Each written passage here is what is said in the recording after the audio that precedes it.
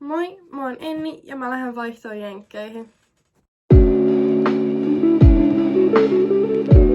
Mä päätin tehdä tämän kanavan, koska mä oon itse tykännyt katsoa muiden vaihtoreiden videoita. Ja näistä on ollut oikeasti paljon apua niin kuin koko tämän prosessin aikana. Ja näitä on sitten kiva joskus myöhemmin katsoa ja muistella näitä aikoja. Eli mä lähden siis 10 kuukaudeksi vaihtoon jenkkeihin. Mä sain mun sijoitustiedot vasta edellispäivänä, eli 9.8. ja mun lähtö oli tämän viikon lauantaina, eli 16.8. Eka mä menen semmoselle leirille New Yorkiin, mikä kestää 3 päivää, ja sieltä mä sitten lennän 19.8. mun host-perheeseen. Alkuun mä menen siis Kaliforniaan, tämmöiseen kaupunkiin kuin Hollister.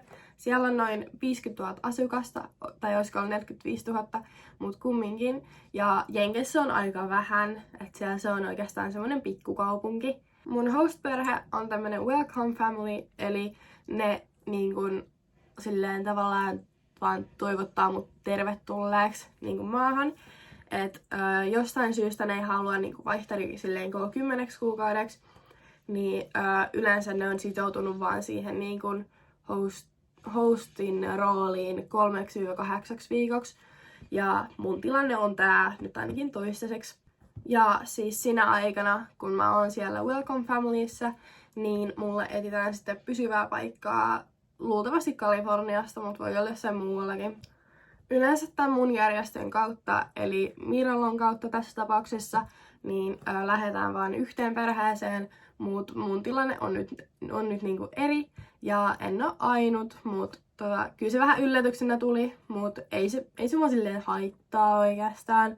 Mun host-perheeseen tosiaan siis kuuluu 60-vuotiaat äiti ja isä, sit niillä on 2 tai 3 kissaa, joista 1 on sisällä, mut sitä ei päästä mun huoneeseen, koska mä oon allerginen. Ja sit niillä on 2 ulkokoiraa. Niillä on kans 2 lasta, tyttö ja poika, mut ne on yli 20, niin ne ei asu enää kotona.